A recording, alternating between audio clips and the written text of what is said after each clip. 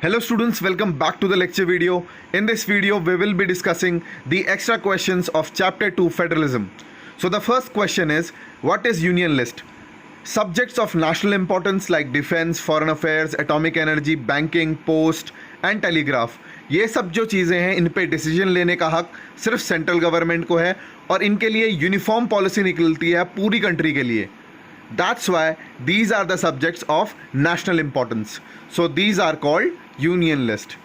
Union List में 97 subjects हैं जिनके ऊपर सेंट्रल गवर्नमेंट डिसीजंस ले सकती है, लॉज बना सकती है. उनमें से कुछ इंपॉर्टेंट हैं defence, foreign affairs, atomic energy, banking etcetera. Second question, what is state list? जो स्टेट लिस्ट होती है उस पर डिसीजन लेने का पूरा हक स्टेट गवर्नमेंट को होता है. Important subjects like police, local government, trade, commerce, agriculture within the state are included in this list. So ये जो subjects हैं इस list में include किए जाते हैं and this state list has 66 subjects. Third question, what is concurrent list? Concurrent list में subjects होते हैं common interest के, जो state government के लिए भी हों और central government के लिए भी हों. Both the central and state government can frame laws on these subjects. However, if there is a conflict, अगर कोई मतभेद आ जाए सेंट्रल लॉ में और स्टेट लॉ में, तो जो सेंट्रल गवर्नमेंट है उसका लॉ माना जाएगा कॉन्करेंट लिस्ट में. ये लिस्ट इंक्लूड करती है criminal and civil procedures, marriage and divorce procedures, education, economic planning, trade unions etcetera. इस लिस्ट में 47 सब्जेक्ट्स हैं on which state and the central government can take decisions. What are residuary powers? So matters which are not included in the division of powers, all those matters जो division में नहीं बांटे गए, it was felt that there can be subjects which are not mentioned in either of these lists. When the constitution was made, few subjects were not there, like software technology. Now we have them, so they come under residuary powers and central government has full power to make laws on them. Next question, mention any 4 difficulties of local government in India. So जो local government है India में उनको क्या problems face करनी पड़ती है? Most states have not transferred significant powers to the local government. India में जितने भी स्टेट्स हैं उसमें से कुछ ही स्टेट्स हैं जिन्होंने लोकल गवर्नमेंट को उतनी पावर दी है ताकि वो इम्प्रूव कर सकें. Shortage of resources are there. Elections are not held regularly. Elections regularly होने चाहिए लेकिन वो होते नहीं हैं.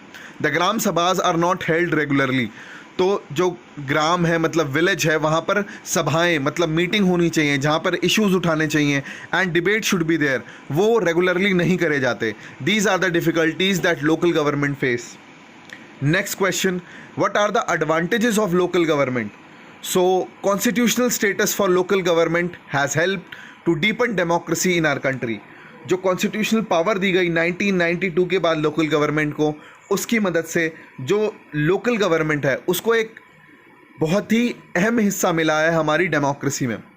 विमेन का रिप्रेजेंटेशन बढ़ा है because most of the village have female panchayat because their seats are reserved for that.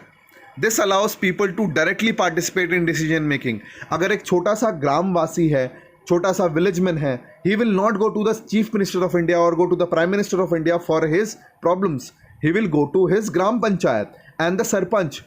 There sarpanch can hear his or her problems and can move forward the situation to the next level. So by doing that, his problem or her problem gets solved easily.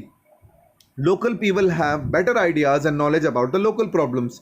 अब जो state government है उसको नहीं पता होगा कि इस XYZ village में ये प्रॉब्लम है, वहाँ के लोकल पीपल ही बता सकते हैं क्या प्रॉब्लम है.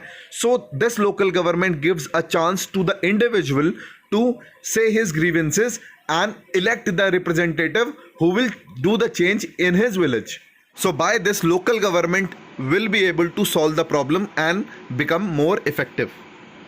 Next question, explain 2 achievements and 2 difficulties of local self government. Achievements हैं, it has made the country more united and stronger. अब अगर छोटे लेवल के पास भी पावर हो तो वो कॉन्फ्लिक्ट नहीं करते, वो क्रिटिसाइज नहीं करते स्टेट और सेंट्रल गवर्नमेंट को because they also have some power. It also made administration easier. ये तो बहुत इंपॉर्टेंट बात है. अगर कोई एडमिनिस्ट्रेशन को आपको ईजी फ्लोइंग वे में करना है तो छोटे छोटे टुकड़ों में उसे बांट दो, it will be more easier to look over them. And what are the difficulties? Shortage of resources, उनको रिसोर्सेज पूरी नहीं मिल पाती. इलेक्शंस रेगुलरली हेल्ड नहीं हो पाते, because of which the local government are not able to run as effectively as it should be. So these are the extra short answer type questions which are important for this chapter.